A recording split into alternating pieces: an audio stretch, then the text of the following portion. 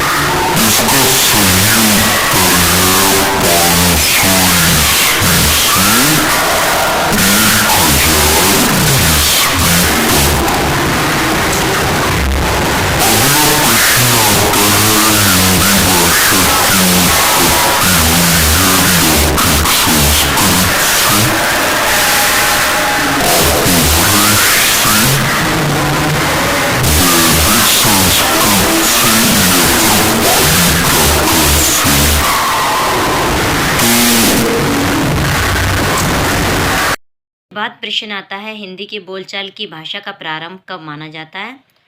500 ईस्वी से, 1200 ईस्वी से, 1000 ईस्वी से या 1500 से? तो 1000 ईस्वी सही उत्तर है। विद्यापति ने अपभ्रंश से भिन्न प्रचलित बोलचाल की भाषा को कहा है? देशी भाषा, ब्रजभाषा, शौरसेनी या फिर मातृभाषा? तो यहाँ पर देशी भाषा सही शब्द है, सही उत्तर है ये।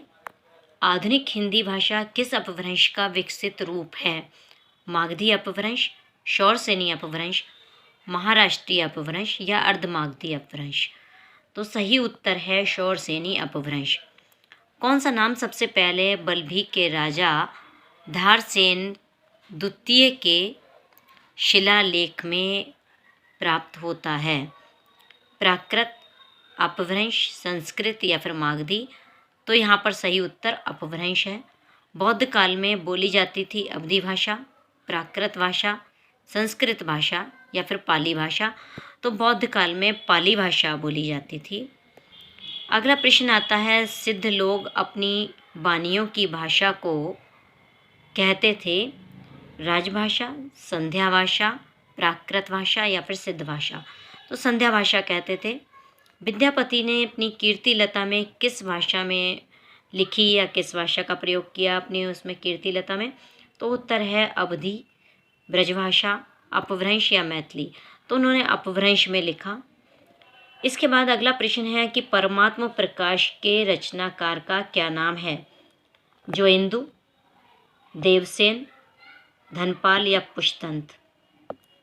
जोइंदु यहाँ पर सही उत्तर आएगा।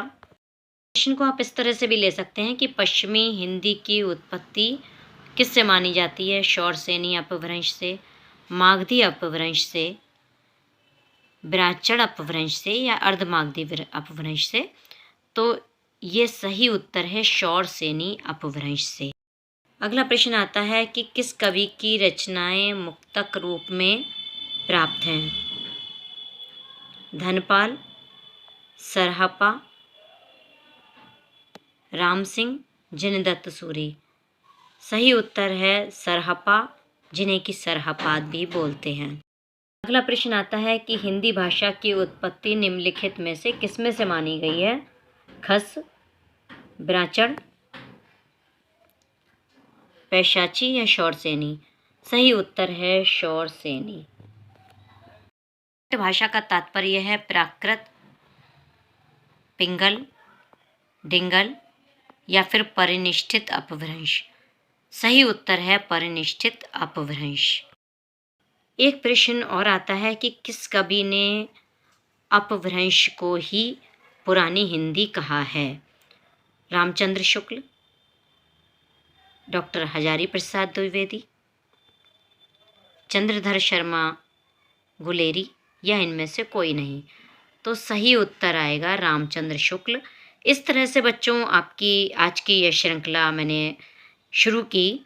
आप लोग मुझसे जुड़े रहिए और ज़्यादा से ज़्यादा संख्या में एक दूसरे को शेयर करते रहिए, जिससे कि आप लोगों के पास में बीए के विद्यार्थियों को कोई भी परेशानी नहीं हो और प्रश्न श्रृंखला आप लोगों तक पहुंचती रहे, क्योंकि आपकी परीक्षा में मोस्ट इम्पॉर्टेंट जो प्रश्न हैं वही मैं आप लोगों के लिए लेकर आ रही हूं। तो मेरे चैनल को सब्सक्राइब नहीं किया है तो अवश्य कर दीजिएगा। लाइक, कमेंट और शेयर के माध्यम से ज़रूर बताइएगा कि आपको वीडियो कैसी लगी और क्या क्या आप वीडियो में देखना चाहते हैं, क्या क्या कहाँ पर आपको परेशानी हो रही है। तो आपकी सारी परेशानियों का समाधान होगा मेरी वीडियो में।